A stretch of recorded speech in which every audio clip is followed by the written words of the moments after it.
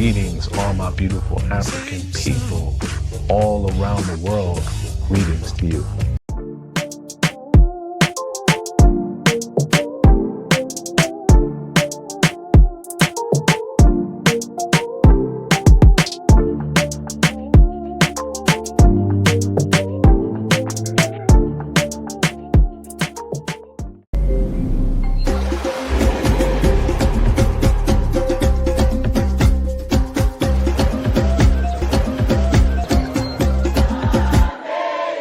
Now, Africa.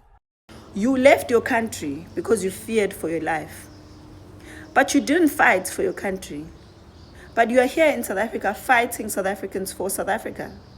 How does that make sense?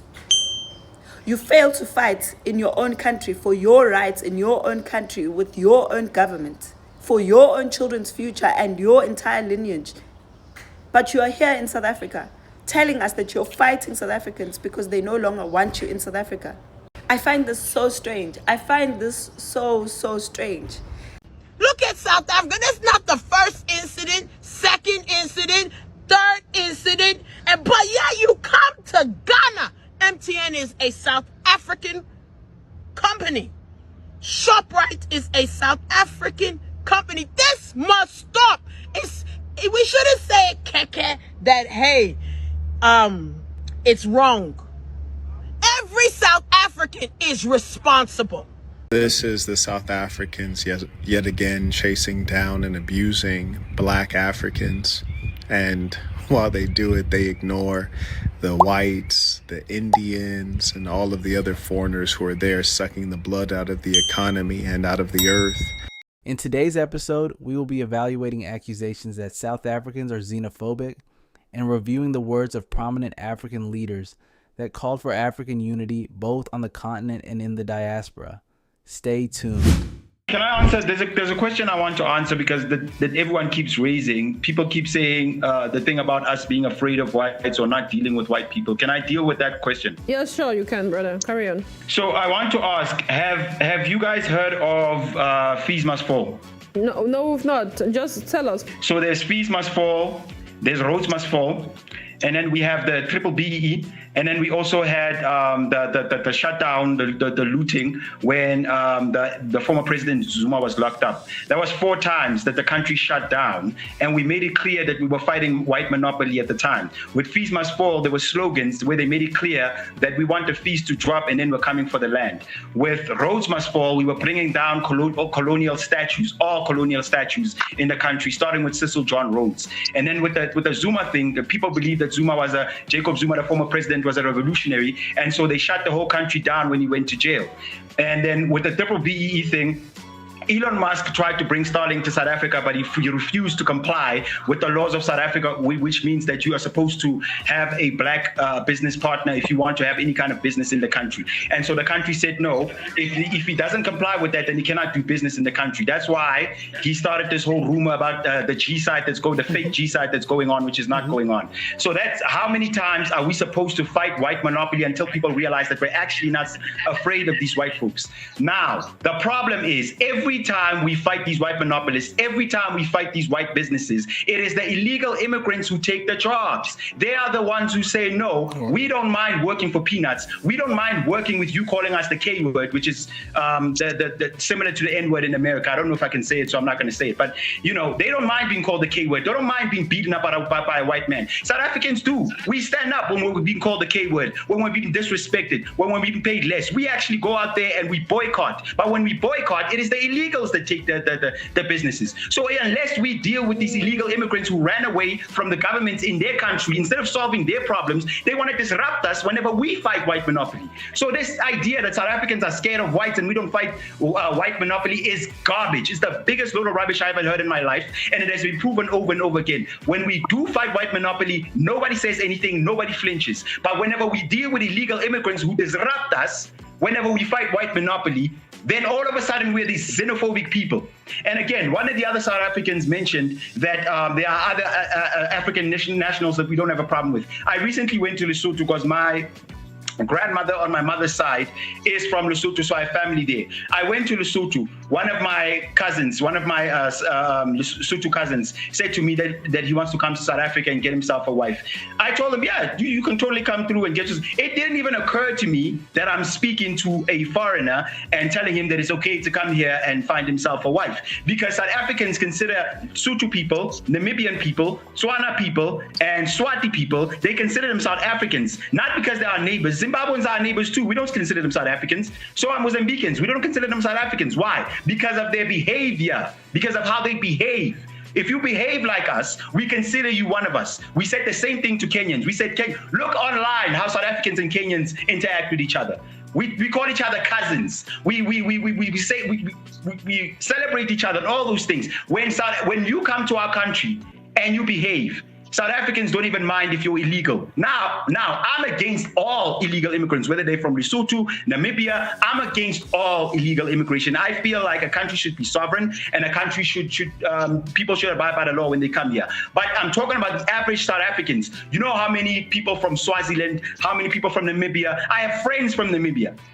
They are here as South Africans. They are treated as South Africans by South Africans. Whenever they go online and we have debates about illegal immigrants, they talk like South Africans and they're not told to go back home. I told South Africans that I have a grandmother who's from Lesotho. Not a single one of them said that I'm half Kwerekwere or I'm half foreigner.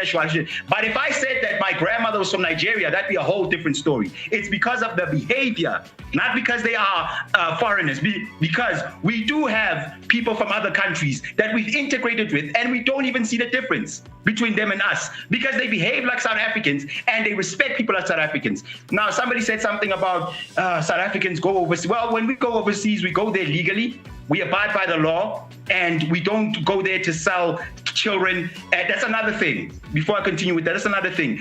People act like we are fighting Nigerians because they're taking our jobs and they're taking our women. Like I said, Sotho people come here and take jobs and women. Namibians come here and take jobs and women. The other people I mentioned, people from Botswana come here and take jobs and women.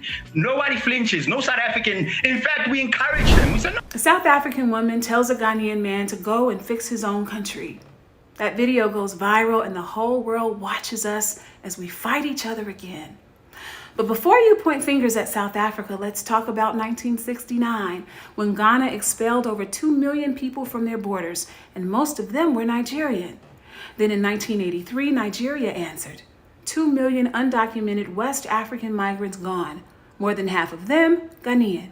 And the bag that they packed their lives into, well, Nigeria called it the Ghana Must Go bag.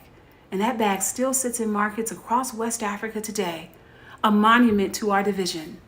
And now some Ghanaians hold grudges against Nigerians, and some Nigerians look down on Ghanaians. Some African Americans reject their African heritage, and African parents warn their children away from the diaspora. We are a house divided, and we keep handing our enemies the tools to tear us apart. When the colonizers came, they didn't outnumber us. They found a continent of kingdoms. So how did a people so few in number bring down empires that had stood for millennia? They didn't conquer us with their armies. They conquered us with whispers, weapons given to one neighbor against the other. Before the Berlin Conference, the Asante Empire controlled trade routes worth millions in gold and cola alone. The British didn't defeat them on the battlefield first. First, they armed the Fanti, the Asante's coastal rivals, and then they walked in and collected the pieces.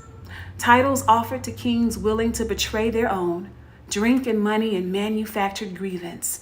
They sowed seeds of division so deep that we're still harvesting them today.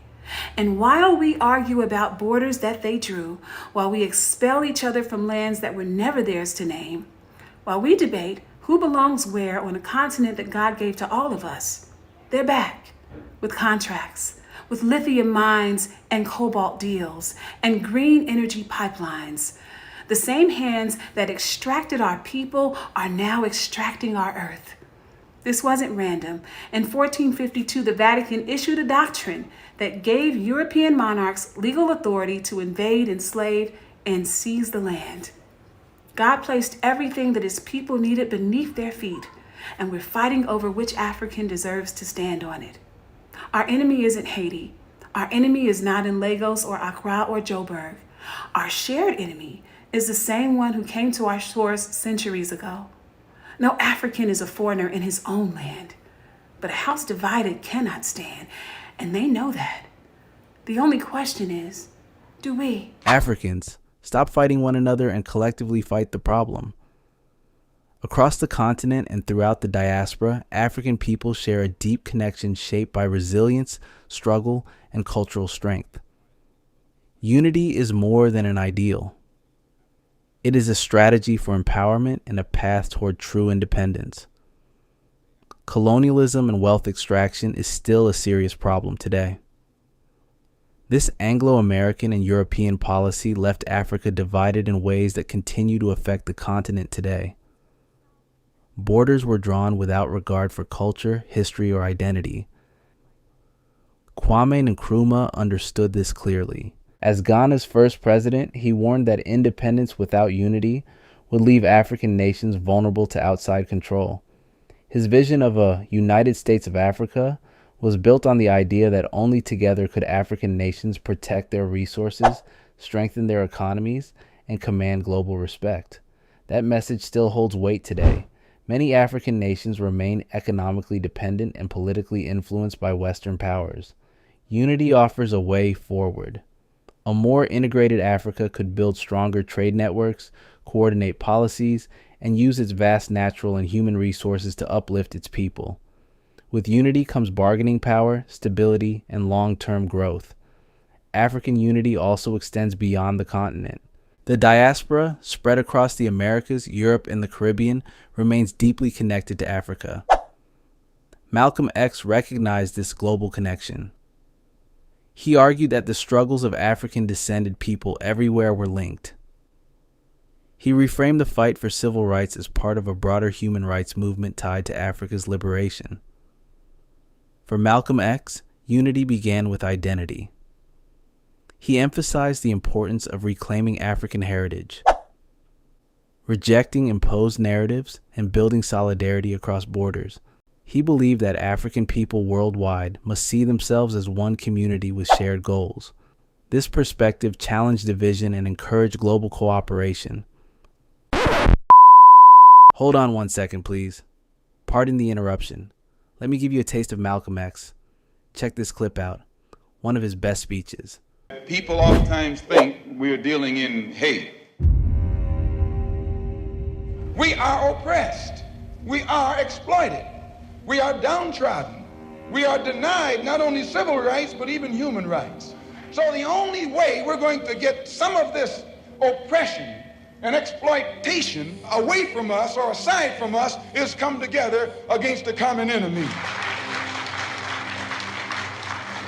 Who taught you to hate the texture of your hair? Who taught you to hate the color of your skin to such extent that you bleach to get like the white man?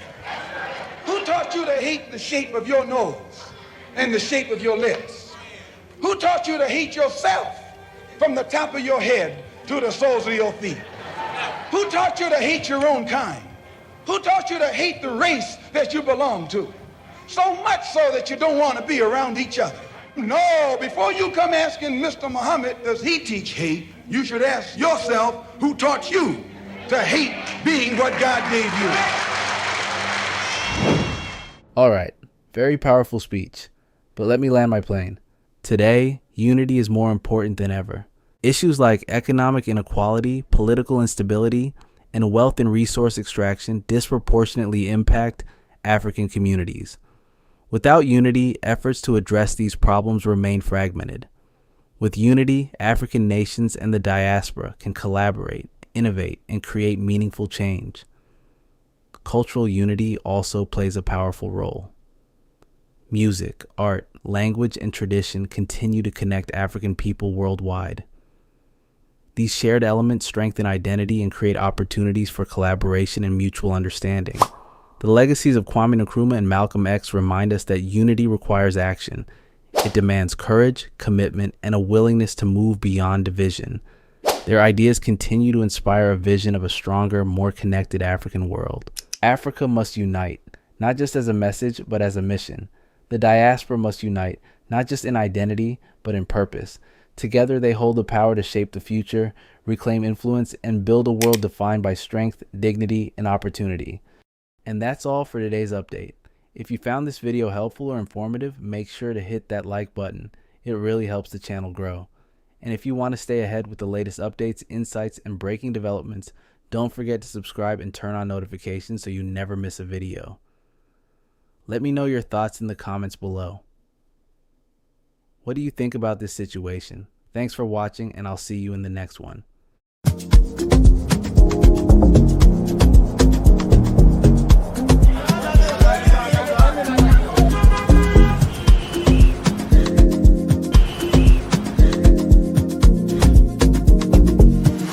Now, Africa.